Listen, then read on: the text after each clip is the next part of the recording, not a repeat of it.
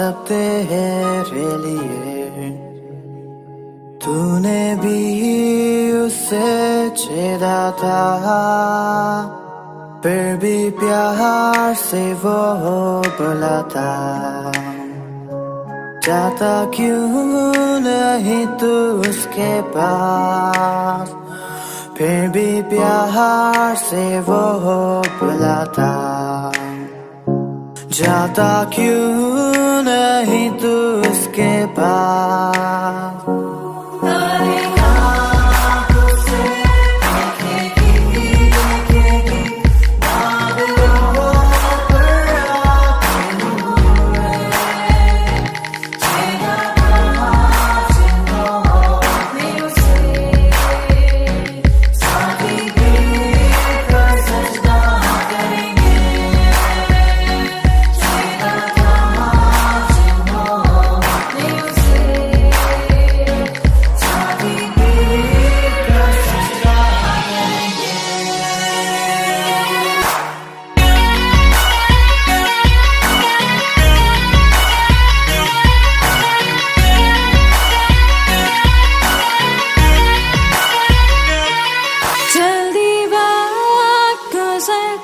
चाहता है रात अंधेरी आती है, तौबा कर दरवाजा होगा बंद। कुछ ना होगा फिर पछताने से, तौबा कर दरवाजा होगा बंद। कुछ ना होगा फिर पछताने से।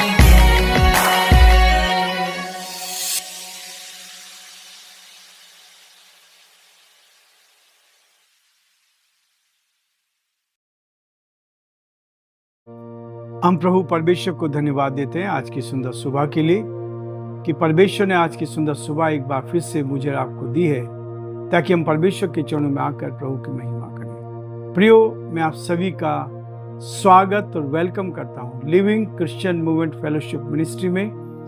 आज की सुबह हमारा हृदय परमेश्वर के प्रति धन्यवाद से भरा हुआ है कि उसने हम सब की रक्षा की, हमारी मदद की है और ये मौका हमें दे दिया है कि हम परमेश्वर के भवन में आकर उसकी महिमा कर सके। प्रियो, एक एक दिन हमारे जीवन में निकलता गया है। आज भी प्रभु ने एक दिन दिया है, शनिवार का दिन, ताकि हम शनिवार के दिन में परमेश्वर की महिमा कर सके। और इस सप्ताह का ये आखिरी दिन है। कल हम परमेश्वर के भवन में जाएंगे और हम चाहते हैं कि सारे लोग प्रभु की संगति में जाएं, परमेश्वर की महिमा करें और जो भी आपके आसपास कलीसिया हैं उनमें जाकर संगति करें और परमेश्वर की आशीष को प्राप्त कर सकें। जैसे कि आपको मालूम है कि हम हर दिन एक नया पद रखते हैं ताकि हम उसको याद करें, उससे आशीष को प्राप्त करें और परमेश्वर की महिमा का बन सके। आज फिर से मैं एक वचन आपके सामने रखना चाहता हूँ। नीति वचन उसका 22 अध्याय उसके 4 पद। ये वचन मुझे और आपको प्रोत्साहित करता है। नम्रता और यहोवा के भय मानने का फल धन, महिमा और जीवन होता है। प्रिय, नीति वचन उसके 22:4 में लिखा है कि जब हम दीन बनेंगे, नम्र बनेंगे, तो परमेश्वर हमें धन देगा, महिमा देगा, जीवन देगा। और इसलिए परमेश्वर मुझे और आपको आगे बढ़ाना चाहता है ताकि हम उसकी ओर से एक नई बरकत, नई आशीष को प्राप्त कर सके और परमेश्वर के नाम को धन्य कह सके। परमेश्वर चाहता है कि इस वचन के द्वारा भी हमें आशीष मिले। गलाती उसका 6 अध्याय और उसके 11, 12 और 13 पद को मैं आपके सामने पढ़ना चाहता हूँ ताकि हम इस अध्याय में भी आगे बढ़ते जाएं और परमेश्वर की महिमा कारण बन सके। प्रभु ने चाहा तो कल हम इस गलतियों की पुस्तक को समाप्त करेंगे और फिर से आगे बढ़कर नई पुस्तक को लेकर हम परमेश्वर की महिमा कर पाएंगे।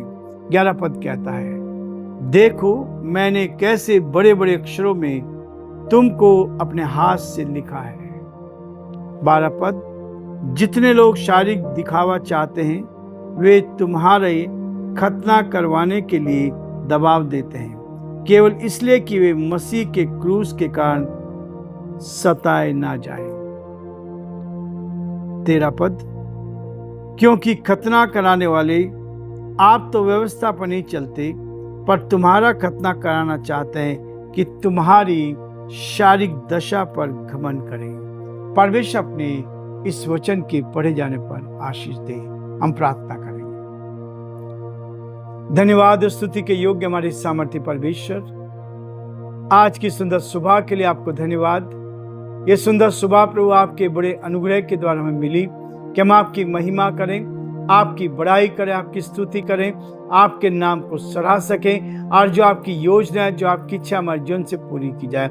हे दयालु, हे सामर्थी, हे विश्वास के योग्य परमेश्वर, हमारे सभी श्रोताओं को, सारे भाई बहनों को प्रभु जो इस YouTube चैनल पर प्यारे परमेश्वर इस आवाज को सुन रहे हैं, हम यीशु के नाम से हर एक के लिए प्रार्थना करते हैं जिस कानों के द्वारा ये वचन उनके हृदय में जा रहा है। परमेश्वर हम प्रार्थना करते हैं उनके हृदय को बदल, अपनी शांति, अपनी तसल्ली दे, अपनी उपस्थिति का एहसास दे, अंधकार की सारी ताकत दूर की जाए, आपका दया का हाथ साथ बना रहे, ताकि परमेश्वर हर जन आप में सुरक्षित रहे, आपकी महिमा करें, आपके नाम को धन्य कह सके और जो आपकी योजना पिता उसको अपने आप जीवन से पूरा कर सके।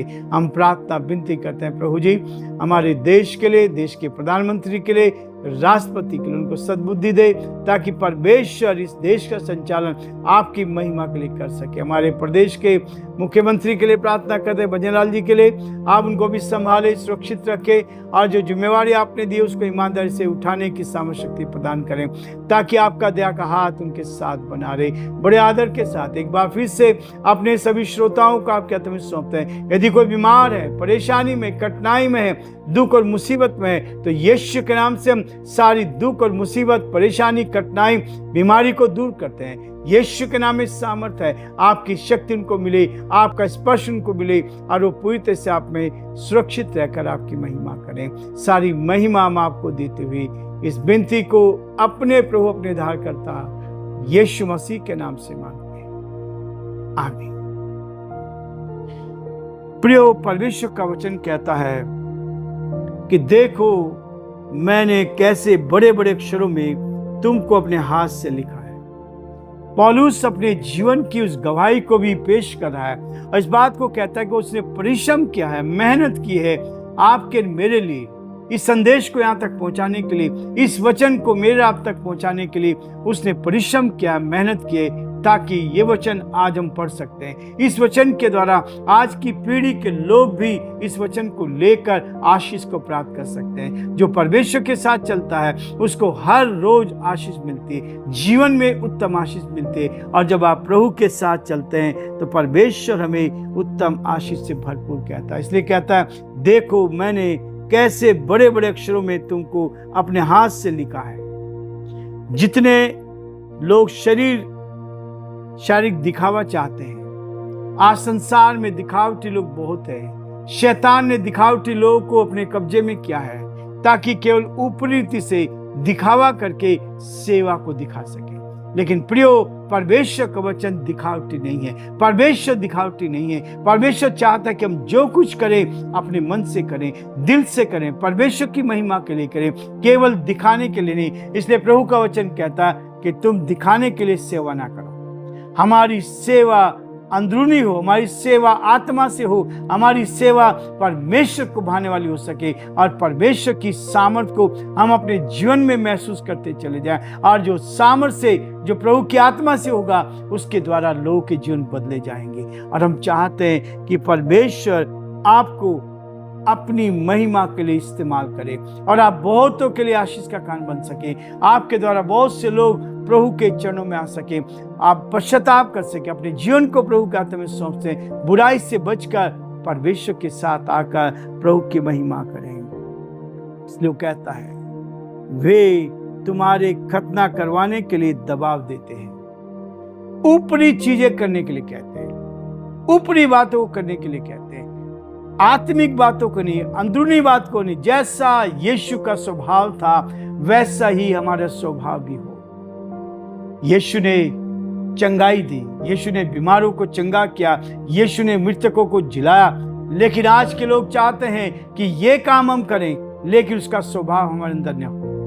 परमेश्वर का वचन कहता है कि यीशु का स्वभाव मेरे अंदर हो। जैसे उसने दीनता का जीवन जिया, उसका कोई भी संसार में कोई मकान नहीं था, उसकी कोई भी पर्सनल कोई चीज नहीं थी, केवल सब कुछ उधार का था। उदाहरण के तौर पर जिस घर में रहा वो दूसरों के घर में रहा, जिस बोट पे नाव पे उसने सुसमाचार का प्रचार किया वो उधार की थी, और जिस कब्र में उसको दफनाया गया वो कब्र भी दूसरों की थी। इसलिए उसने संसार में आकर कोई भी ऐसा काम नहीं किया जो उसके ऊंचाई पर जाने का होगा, लेकिन प्रभु ने अपने आप को दीन करते हुए दूसरों की सेवकाई के लिए अपने आप को समर्पित किया, और न केवल समर्पित किया परंतु दूसरों की भलाई के लिए अपने संपूर्ण जीवन को दिया।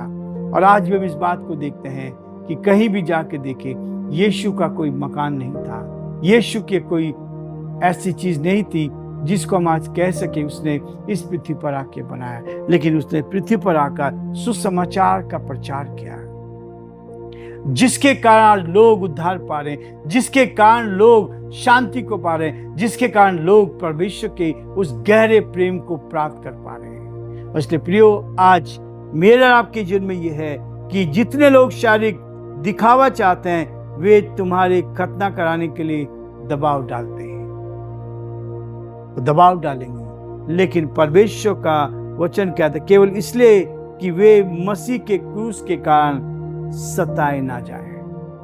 जो भविष्यवाणी परमेश्वर ने अपने इस वचन में की है, सताव तो आएगा, एक राज्य दूसरे राज्य पे चढ़ाई करेगा, बूढ़ों होंगे, समस्या आएंगी, परेशानी आएंगी, कठिनाई आएंगी, उनको कोई रोक नहीं सकता, लेकिन प्रियो, हमें निडरता के साथ परमेश्वर की महिमा करना है, हमें आगे बढ़ते जाना है और सेवकाई को हमें बढ़ाते जाना, क्योंकि यीशु ने कहा है कि मैं फिर से तुम्हें लेना होगा, लेकिन तब लेना होगा कि जब सुसमाचार सारी दुनिया में फैल जाएगा, सारी दुनिया के लोग इस बात को जान जाएंगे, और बहुत थोड़े लोग बाकी हैं, यीशु का संदेश सब तक पहुंच गया है। इसलिए प्रियो, उसका आगमन बहुत निकट है, इसलिए हम तैयार रहें, हम तैयार हैं। वो चोर की मानिंद आ जाएगा, हमें नहीं मालूम किस समय आएगा, लेकिन वो चोर की मानिंद आ जाएगा। जब हमें पता नहीं होगा, हम सोते रहेंगे, लेकिन परमेश्वर मुझे और आपको इस दुनिया में इस्तेमाल करना चाहता है, ताकि हम परमेश्वर की महिमा के लिए बहुत सी आत्माओं को जीत पाए और बहुत सी आत्माओं को परमेश्वर की निकटता में लेकर आए। प्रियो, आज हम ये रुकना चाहेंगे, प्रभु का हाथ हमारे साथ बना रहे, हम परमेश्वर की महिमा करते चल जाएं, और जो परमेश्वर की योजना है उसको अपने जीवन में पूरा कर सकें। और हमारी यही प्रार्थना है कि आप और आपके लोग प्रभु को जान जाएं, प्रभु के साथ अपने जीवन को व्यतीत करें, ताकि जीवन में शांति को प्राप्त करें, चंगाई को प्राप्त करें, आपकी महिमा कर सके। प्रभु आप सबको बहुत आशीष दे, और परमेश्वर का हाथ आप पर और आपके पूरे परिवार पर बना रहे। ये हमारी प्रार्थना है, ये हमारी दुआ है कि आप आगे बढ़कर बहुतों के लिए आशीष का कारण बने।